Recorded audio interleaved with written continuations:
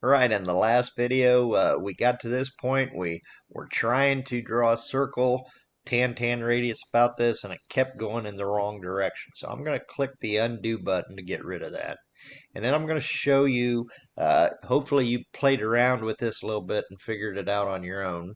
But when we go to the circle button, and let's go tan radius, notice I was kind of selecting down here and then I selected there and I told it 4-inch radius.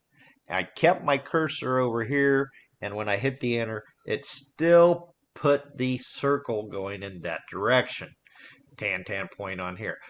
This partially because AutoCAD's trying to put it in the closest area tangent to where you pointed on and click. So let me show you. On this, where we clicked in here, we should have been clicking up higher this way. So let's go back and do it that way. So back into here. Uh, so I'm going to go to my circle, tan radius. I'm going to come up here pretty high on that. And I'm going to come down here high on that one. Again, 4 inches is the radius of the circle here. Enter, and now it places it where I want. So we're going to do it again. So repeat that last command, tan radius. Now if I come in here too close, it won't work. So we want to be in closest to the point where that radius is going to come in when we do this. So, and again, in this case, from here to here is 3 inches. Now we're going back 1-inch radius. So the radius here of this circle is going to be 2. Enter.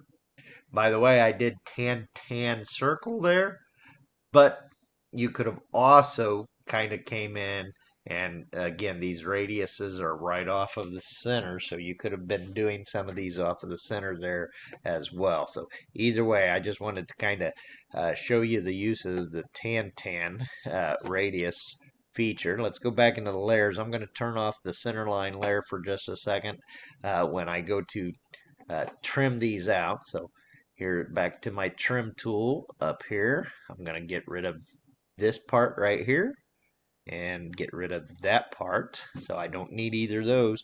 And now I can kind of start to go in and clear out this stuff here too that I don't need as well. So I'm just going to trim all that out. And there is the center hub and this outside hub of this adjustable support.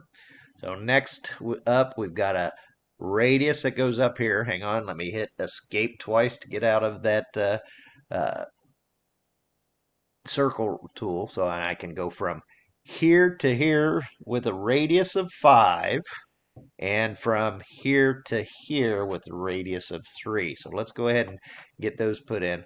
I'm going to use a circle tan radius here too, because I think in this particular version, it's a lot easier to do this in trim than to try to use the arc creation tool. In the full version of this, I might go the other way. So again, I'm going to click close to where that line where I know that line's going to come in. So I'm going to go tan point here, and I'm going to go a tan point there. My radius is, I'm going to bring my cursor down here, and this is a 3-inch radius, so I'll go 3, enter. That brings in and makes my circle. So, all right, we'll trim that out in a few minutes. Now let's do the same thing. I'm going to right click, repeat the last command. Again, try to put your tangent button. Now, look and kind of see where the tangent falls. So again, so on each of these, so I got a tangent. So you got to watch where you're going to place that when you click it on both of these lines. Try to be as close to where it would actually come in as possible. So I'm going to put it from right here, and then I'm going to go right about here.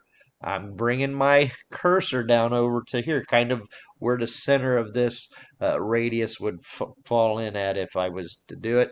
In this case, we're told the radius is 5, so I'll go ahead and type in 5, enter, and there's my circle for there. Now I can come back in and start to trim this out. So we'll trim this one, uh, this. We got all these to trim out.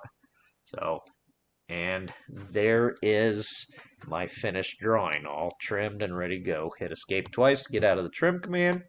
Let's go back in and turn our centerline layer back on. Now, in this case, something like this. Now that I've got that centerline layer on, I'm going to trim out some more. I want to trim these four quadrants right here. I'll trim that, that. Um, Notice this only trimmed to that point. So, and I can kind of trim this to this point too. So I'll trim those out. Escape twice to get out. Now watch, I can kind of sometimes, if I click on this, I can kind of extend that out as well, just a little bit. So, and I'll bring this one in. We'll extend that one out. Be careful, don't change your angle as you do this here. So notice how much further out that went. So if you don't like that, just kind of go back in, hit that, and be very, very careful when you're doing this on this particular feature. So sometimes it just doesn't quite do what you want it to do. Uh, so I'm going to hit a Z, enter, A, enter for zoom all.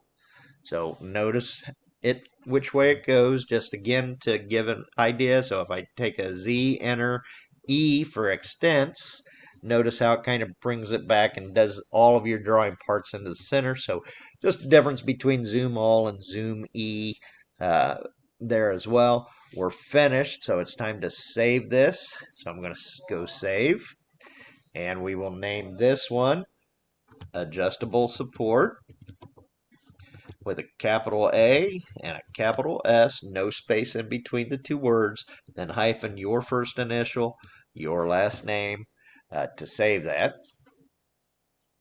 One is once it's up here and saying that it is saved, so we can come back to the main page. Now we need to do the same thing. Here's our drawing right there. Put a check in the box, download that to your computer or to your flash drive, whatever you're using for storage space, and then you can upload that into Canvas.